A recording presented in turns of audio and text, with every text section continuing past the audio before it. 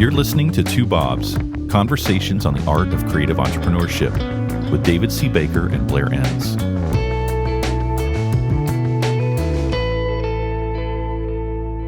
David, today we're doing another topic on the subject of selling your firm. This one is called Understanding the Reasons Why Someone Might Buy Your Firm. You have buying and selling of firms on the brain, don't you? Yeah. I wonder if there's some hidden motive. Could there be?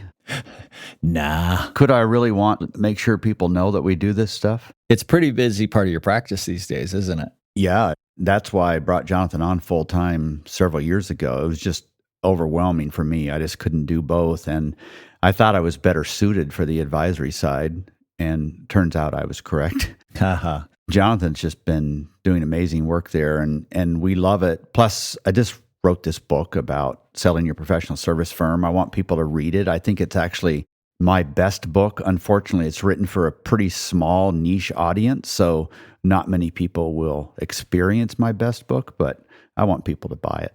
All right, fair enough. I think we've done at least one episode on it and another on some subject matter in it. And I think I made the point of saying it's a pretty good manual for the things to think about in order to run your firm well and properly. Yeah. And that's the beauty of the overlap. I don't think I really thought much about that overlap until I read John Warrillow's book on Built to Sell. And the concept is right in the title. And it hit me like it never had before when I read that book. And then, I don't know, 5-6 years ago, you wrote a post.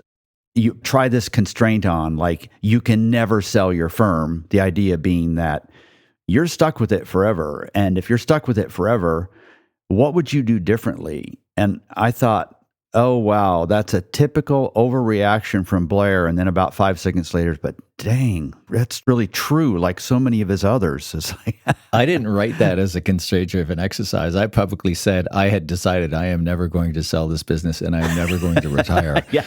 You want to take any of it back? No, I continue to have thoughts of both. But so far, I'm living that promise.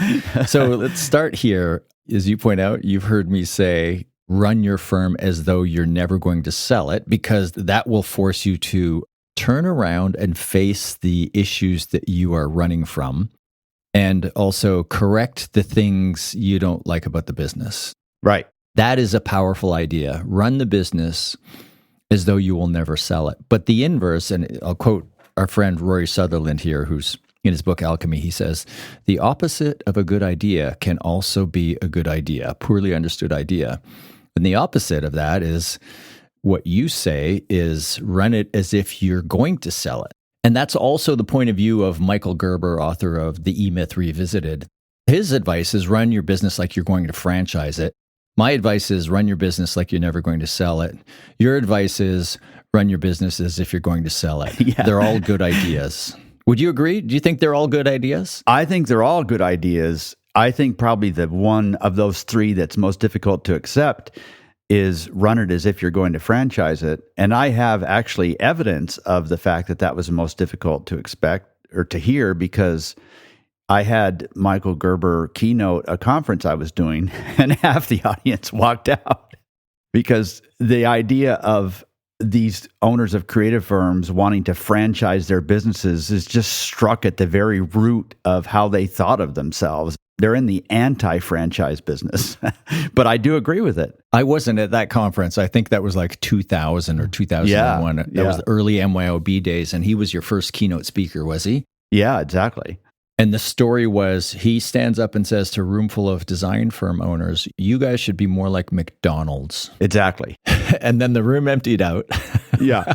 Because these people, not only would they not want to run their business as a franchise, if they ate at a franchise, it wouldn't be McDonald's. Yeah. So it was like a double whammy. But I think he's correct. I think the systems and how, to whatever degree you can, productize your offerings. And we have an episode that's come out about that and so on. So yeah, I think all three are correct. I think the last one, though, is the tough one to swallow. We've talked about selling your firm on at least one other episode. And when I saw you come up with this topic, I thought, it feels like we've been over this ground. I think the reason why somebody might buy your firm are pretty obvious. And then I read your outline here and I thought, maybe once again, I underestimated you. There is some depth here. But why do you want to talk about this now? Well, because people are sometimes surprised when someone reaches out to them and wants to buy their firm, and then they start to get full of themselves and they're shocked at how little somebody wants to pay. But more, it's that I think they just don't really understand why buyers might want to buy their firm. It's not about your staff. It's not about the actual work, like the quality of the work that you do. It's about other things, right? And so if you know that, then you can prepare for it. I was reading something today. It was a survey that I got from one of my clients. They said that we've tried to run this firm with a focus on employees. And I thought to myself, I wonder if the firms that fall in that category, that want to run their firms with a focus on employees, are actually less profitable as a result of that. I don't know that they are. It was just a question that I had.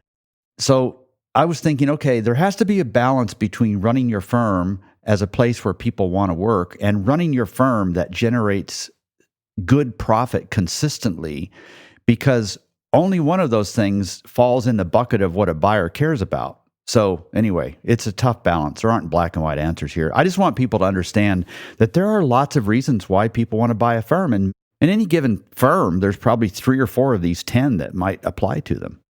You get some initial expression of interest from a potential buyer, or you go home and you say to your spouse, hey, somebody wants to buy my firm. And your spouse says, why? And your answer is like, what do you mean why? Because it's an awesome firm. Who wouldn't want to own this awesome firm? But that's not the reason why somebody wants to buy your firm. I like to ask the question of acquirers, what is it that you were buying? When you bought that business, what were you buying? Yeah. And you think there's 1 or 2 answers. There's a lot more. You've got 10 answers here. So do you want to kick us off and run through the list here? Sure. And they're not in any particular order. I'll just run through these and jump in when I'm not making sense or there's something that kind of needs to be tied together or whatever. When the audience needs to hear from me. That's right. Your lovely voice. What'd you call it before our call started? The dulcet tones of my voice. Okay. So the first, and by the way, these are not in any order. They're just as they occurred to me. Vertical integration. So the buyer focuses on a vertical industry and they want to start offering something else to that same audience. So maybe they do SEO and they've discovered that it's really not all that practical to not also do SEM. So they buy an SEM firm. So vertical integration. So that's a new service line to append to their current service offering. Yeah, exactly. Because vertical integration and vertical positioning are actually kind of a little bit confusing together. But right. Okay, go ahead. And the second one is horizontal integration. What is that? Yeah. So here you're buying a firm that focuses in a different industry typically. You might be buying a competitor, or you could be actually not caring too much about what they do, but you feel like the service that you've perfected and offered to your vertical is really well suited to another vertical. And so you buy this firm to get access to their clients. So you're just selling into them and using their sales force and so on. Sometimes you are buying a competitor to take them off the market, but usually it's more just for access to that marketplace. Okay, so I'm a firm owner and I do X for Y, discipline for market. And the acquirer comes along and says, you know, we also do X, but we do it for Z, not Y. We're interested in acquiring you because there are some synergies between X for Y and X for Z. We want to expand the market without necessarily changing the discipline. Right. So buying you allows us to do what we're already doing into a broader market. Is that the way to think about it? Yeah, it could just be driven by a desire for growth, right? But sometimes it's like we don't want to be as exposed as we are to this vertical market, so let's broaden this out. Oh, yeah, risk reduction. It's like we're too exposed to a vertical that might be undergoing transformation or susceptible to an economic downturn. That makes sense. Yeah. So vertical and horizontal integration.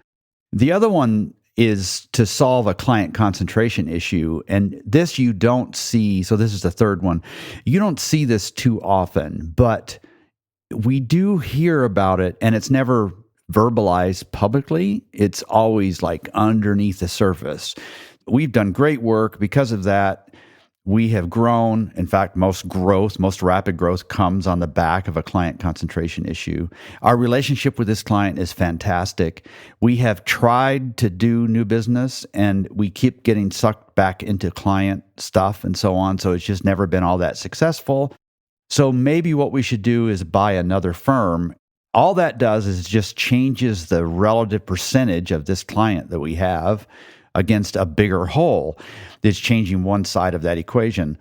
But sometimes, actually, you're killing two birds with one stone in that the firm that you're buying also has a client concentration problem. And so you're putting these two firms together. This actually happens quite a bit. So you're pooling the risk. Yeah. And the client concentration challenge is what's made new business difficult. Yeah. It shouldn't, but it does. We can't take our best people and focus them over here. We have this work. Let's just maximize it. So I've said two things, that it happens a lot or it doesn't happen a lot. I would, by that, to reconcile those two things, what I mean is that not a lot of acquisitions happen to solve this, but a lot of people think about solving it this way. Gotcha. One of my first clients over 20 years ago, they had a large client they were very successful with, and they grew so rapidly. They desperately wanted to mitigate the risk that one client represented because, first they were 20% of their business, then they're 50, 60.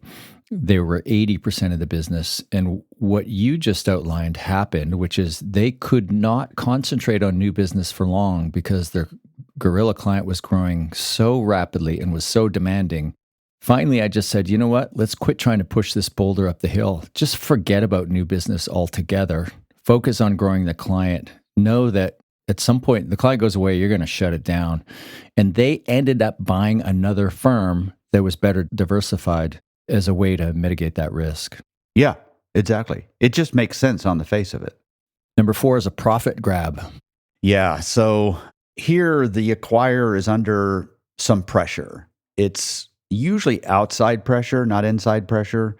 By outside pressure, I mean a lender or an investor or the people who are going to get rich when the next thing happens, some exit or whatever it is. And they have a lot of business, like tons of pass-through stuff, but they're just not successfully able to generate much profit from it. And so they buy another firm that's kind of boring, smaller, but they have pretty nice numbers. Like they're 40% EBITDA instead of 5 or 10, right? And so the buyer just needs, this is the quickest way to add that profitability because everything else is requiring deep change and time to happen. This is a quick fix to something like that. Now, I'm assuming that obviously people can listen to this thinking, this is why we could buy a firm, but mainly I'm addressing people who want to sell. And so if you're in a selling situation and this is true of your firm, this gives you lots of leverage. Of all of these scenarios that we're talking about here, this one gives you the most profit, EBITDA. And then they'll kind of poke around the edges to make sure that this profit is predictable, but this gives you tons of leverage in the relationship. Of course, this goes back to what you and I were talking about at the beginning, like this is pretty good for you too. So it's pretty good for you too, especially if you can recognize that this is what they're buying. That's when you have the leverage. Yeah. I can imagine that some deals were made where firms were sold for this reason, and the seller didn't realize what the buyer was buying and perhaps left some money on the table. Yeah, because it was unlikely that they got financials from the acquiring firm, especially if there was a big size differential. All right, we've got 10 different reasons why someone might buy your firm. The first two are integration issues of vertical integration, horizontal integration. The third one is to solve a client concentration issue. The fourth one is a profit grab. And the fifth one, smooth out a growth curve. What do you mean by that? So the firm that's going to buy you has an exit plan of some kind. Part of the equation in a successful exit for that firm is telling a great financial story. And maybe what happened to them last year is not a great chapter in that story. Like there was a big dip, or maybe they see one coming, or they lost a significant client, or there was something in the regulatory environment that changed or whatever. What this does is allows them to fix that top line. So, like the one we just talked about is about fixing the bottom line profit. This is about fixing the top line. So in this case, you have more leverage than you might expect because the profit contribution that your firm is going to make is just not that important. They're more interested in the top line here. And so if you're not aware of this, then you'll be unduly worried about how you'll come out in the transaction. This is a part of things, and it usually happens after there's some larger disruption in the marketplace. So you saw that after COVID, you'd see it after the 2008, 2009 thing, where bigger firms need to smooth out that growth curve to tell a better financial story later when they exit. So this is quite a bit like the earlier one of a profit grab. Both of these are acquisitions designed to tell a better story for when they turn around and sell the business. Mm-hmm. The acquirer sells the whole thing, right? Right. But in some cases, the buyer of your firm isn't even going to need profitability. It's a market share buy for somebody else, or they're buying the promise of the growth curve and so on. So in many cases where this applies, your profit doesn't matter as much to them. It's more the top line volume. Let's say you're the advisor to the seller. Are you able to determine for your client's benefit what the reason is that the acquirer wants to buy? Oh, yeah. Are they straightforward in giving that information? They're not straightforward, but there's no hiding of it because of the questions they ask, the reason why they need, quote unquote, something, what they push back on from a negotiation standpoint. So there's always ways to throw things at the discussions and see how they respond to it. And it's very obvious why they're buying something. Yeah. Have you ever been involved in an acquisition, again, representing the seller, where you were unable to discern the true motivation of the buyer? No. Mm-mm.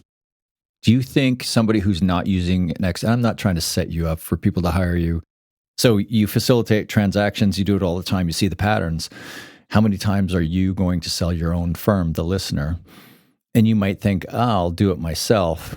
I just can imagine that somebody who hasn't sold a business before might not even consider the question of what is the acquirer really buying, let alone, do the work to determine what that answer is. I think that's possible, but unlikely. I think most people, assuming that they're of average or above intelligence, and maybe they've read a book or two, or they've talked with somebody that's gone through this, I don't think they'll have problem identifying why. I just think they don't know what to do with it. It becomes pretty clear, doesn't it? Yeah, it's pretty clear. They just don't know how to use that. It's like a sports agent. A great sports agent should more than pay for themselves, and I would think the same thing is true of an M&A advisor too. Okay, the sixth reason why somebody might buy your firm is buying your intellectual property. Yeah. How common is this? I hear you laughing. No, I'm not. It's not very common. It could and should be more common, maybe. Oh, absolutely, yeah. I mean, as an advisor to these sellers, you would like it if they built more IP and appropriately protected it and then monetized it on exit. Yeah. Our problem is usually the opposite, where if we happen to be representing the seller thinks that there's a lot of value in their IP, and we're having to deliver the bad news that there's not too much, But the truth on the flip side of that is that the more IP you have, oh my God, how it's just an amazing thing, especially if that's why they're buying it. If they aren't buying your firm for the IP and you have a lot of IP, you should have it in a separate corporation and you should license the use of that IP to the buyer, but not exclusively. And you could have a non-commercial, probably not, that probably wouldn't fly. But if they're not willing to pay for what you think is really great IP, and you're right in this case, then you shouldn't sell it to them. You should keep it and just give them a license to use it in perpetuity. Keep it in a different legal entity, license that IP to the acquiring organization in perpetuity, and then you're free to license it to somebody else or sell it outright. Yeah, do whatever you want with it. Yeah. But the thing about IP, if somebody's going to buy you for the IP that you have, well, let me illustrate what I mean by that. Like it could be a tight research methodology, and I probably have 10 clients where that would apply. Maybe it's a SaaS-like performance dashboard, or maybe it's some algorithm about how to interpret in a social listening environment, or consumer feedback, or testing a packaging, or whatever it is. If you have some IP, ideally, even if it's not a separate corporation, you have separate financials for that. So you know what income and what expenses to attribute to it. But this is a factor, and you should be honest with yourself about what you have. If it really is IPable, then you should treat it that way. And if it isn't IPable, then you probably ought to quit fooling yourself about how much value it has. I want to bring up something that maybe doesn't fall under IP, but it's the only place where I can see on your list where I think it would make sense to put this. So I've had some clients who became pricing stars, who took their profit margin from 10, 20% to 30, 40% and beyond. Some of these firms have been sold, and some have been in M&A conversations that didn't end up getting sold. I remember talking to the CFO of a very large firm that was considering acquiring one of my clients. And the client referred us for pricing training to the larger organization. And they both were open with me with the fact that there's a potential acquisition. They were in discussions. And I said to my client, the smaller firm that was looking to be acquired, it didn't go through. They ended up being bought by somebody else. But I said, if you look at your new ability to drive a higher margin, so you were at X, now you're consistently at Y, solely through your improved pricing. When they buy that, they're not going to value your ability to go into the larger organization, because if they buy you, you could go into that organization and you could drive the same increase in profitability across an organization that is 20 times your size. What is the value of that? Mm-hmm. Can they put a price on that in the acquisition? Absolutely. You'd build it into the terms of the sale. So the earnout would be dependent not 100% on what happens within the firm that was sold, but partly tied to the larger results of the large company that bought you.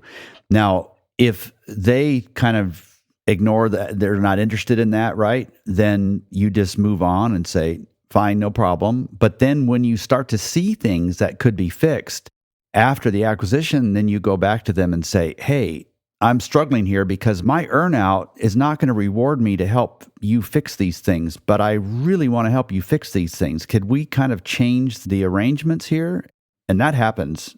So yeah, it can absolutely be built in, and it should be. Fascinating. Okay. Yeah. 7th on your list of reasons why someone might buy your firm. Geographic expansion. Seems straightforward. Yeah, increased geographic footprint. This was more trendy in the past. You don't see it happen quite as much now. Yeah. It started with PR firms. It's like, we need a presence in New York City, so let's buy a firm there. Then the second sort of phase was, we're having trouble recruiting to Broken Bow, Nebraska. I have a client who lives there. So let's see if we can make it easier to pick up really great developers in Austin. And then, of course, it's driven a little bit by what cities are known for. So energy, you kind of got to have a presence in Houston. Silicon Valley for startups, biotech in the Northeast, Northern Indiana orthopedics. And if I could throw in an ad for where I live, did you know Nashville has more healthcare corporations than any city in the world? People think of music, but no, Nashville is about healthcare on the service side. And Bible publishers. Let's leave that out of this. Yeah, but printing, transportation, but yeah.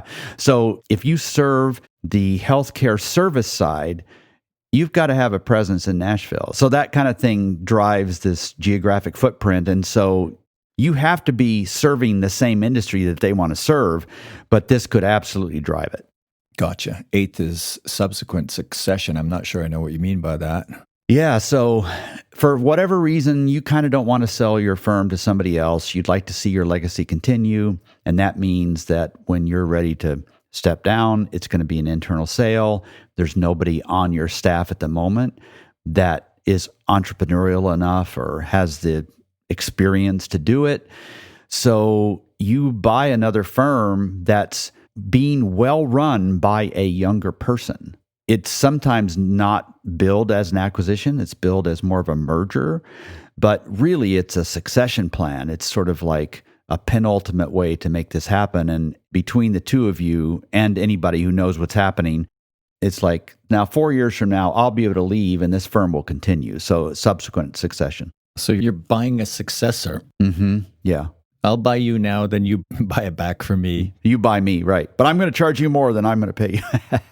Yeah. Yeah. I can see how some form of merger where the bulk of the cash goes in one direction initially, and then it starts going the other way as the acquirer wants to phase themselves out. Well, and the firm that's being bought is not as successful. They're earlier on that trajectory, and they have always admired this bigger firm, and they feel like, wow, this is a much quicker, safer way to grow quickly. So it makes sense. It's a mentorship and a succession plan. Mm-hmm. Yeah. Number 9, cross-selling. This one is just a little bit different from horizontal integration, but the purpose is very obviously we need access to your clients because what we sell, which isn't what you sell, can be directed to exactly that target. Now, usually the firm that's being acquired has either really great account people and or great salespeople that are willing to help sell this stuff to make this transition easier. So cross-selling. We're really good at what we do. We want to move into your industry. We don't really care as much about what you do. We care about your contacts. That's the difference between horizontal integration and cross-selling is we don't even really care about your revenue. We just want to use the relationships that you already have with your clients. So it's really highly connected C-level people. So this drives acquisition sometimes too. Yeah, we're buying your relationships with your senior people at enviable companies because we want to sell other things to them. Yeah, right. And then the last one is just an acqui-hire. This is the reason people buy you. Now, you have to be honest with yourself here. I'm going to be honest with you to help you with that. But when somebody is looking for an acqui-hire, like they're looking to purchase a firm in a non-traditional setting, it's a little bit more than a hiring, but it's less than an acquisition. They don't want to spend any money, right? So this is the least amount of leverage you have probably, but it's much better than actually walking away. But you would never walk away from your firm. You would let somebody else acqui-hire it. And there's advantages there. It's like immediately you get this additional capacity, which otherwise you'd have to take lots of risks to hire people individually. They've worked together, so there's that culture that comes with it. Plus, even though there may not be a lot of profitable business, there's probably enough business to cover the cost of the people. So there's very little risk here. And this is more common now than ever. I'm not really sure what's driving it. We do some of this, but it's actually harder for professional M&A advisors to do this because there's not much money in it. Usually you get paid as a percentage of the transaction value, and there's very little transaction value here, so it's a little bit tough. We just do a flat fee thing. But there's more of this stuff happening than ever, coupled with the fact that there are more firms wanting to walk away who don't have an asset that is as sellable as they would otherwise like. And so those two sides of the equation are coming together for more acqui-hires than ever. I didn't know the trend was increasing. I know of a handful of firms, maybe a couple of handfuls of firms who've done this and sold to some very large corporations. It all ended up being win-win for everybody. But I guess there is a trend in the larger market that there are probably a lot of people who would like to just shut the firm down and go work for somebody. Had enough entrepreneurship headaches for a little while, want to ride out the tumultuous times. Yeah, and I think the primary thing driving that is just struggles in managing people and the expectations that employees bring to the table these days. It used to be clients, now it's more weary of that. And the thing is that there are way more acqui-hires than we know of simply because nobody ever calls it that. It's called an acquisition because it's sort of embarrassing to call it an acqui-hire. And so nobody really knows what the seller got, but if you saw the paperwork, you'd realize it was an acqui-hire. Gotcha. All right. So understanding the reasons why someone might buy your firm, there were 10 reasons. I'm not going to list them all. We're already running a little bit late. Do you want to talk a little bit about flipping this around? Yeah. So you could build your firm so that you could aim for one of these 9. You'd leave acqui-hire off the list, one of these 9 reasons, or more likely is you just stumbled onto a really good reason why somebody might want to buy your firm. What's not on this list, if you were going to flip this around and say reasons to sell your firm, is I'm just tired of it. Like, that's a really terrible reason to go to market, even though that's what drives much of the activity.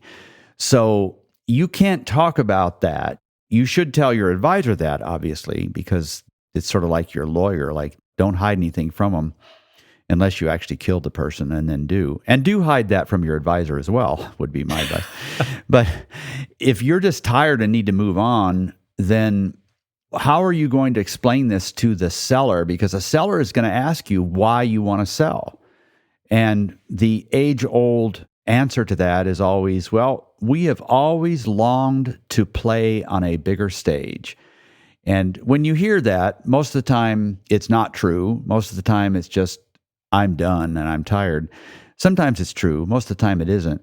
But you have to really be careful about the reason why you're selling your firm. Now, the buyer does not have to be careful about why they're buying a firm, but you need to be careful about why you're selling a firm, and otherwise that's going to show up. This is why when you start to see yourself being less engaged, even if you kind of predict that, oh, I could see myself getting out of this in 3 to 5 years, you need to start thinking about it now, because you're going to have to stay engaged through your sentence as well, otherwise known as an earnout. So the sooner you think about that stuff, the better. But ideally, you're running a firm, going back to the very beginning, ideally you're running a firm that's very sellable at a moment's notice. That's the perfect outcome of this, because then if that happens, if you get an opportunity, you'll not only have a firm that's ready to sell, you'll have so many of these reasons why they might buy wrapped up. You'll be profitable, you'll be growing, all these other things. So it's a win-win. All right. Run your firm like you're going to sell it. Run your firm like you're never going to sell it. What about McDonald's? Don't forget the McDonald's thing. Oh, and McDonald's. Run your firm like you're going to franchise it. Thanks for this, David.